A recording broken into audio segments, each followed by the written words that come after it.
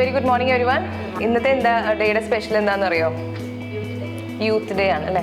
പിള്ളേരെല്ലാവരും എപ്പോഴും മൊബൈൽ അല്ലെങ്കിൽ അല്ലേ കൂടുതലും അങ്ങനെയുള്ള ആക്ടിവിറ്റീസാണ് പോവുക. അപ്പോൾ അതുകൊണ്ടാണ് ഫോണൊക്കെ നമ്മൾ മാറ്റി വെച്ചിട്ട് കുറച്ച് നേരം നമുക്കൊരു സ്ഥലത്തേക്ക് പോവാം എന്ന് പറഞ്ഞത്. പ്രായമായിട്ടുള്ള കുറേ അമ്മമാരും അപ്പച്ചന്മാരും അമ്മച്ചിമാരും ഒക്കെ ഉള്ളൊരു ചെറിയ സ്ഥലമാണ്.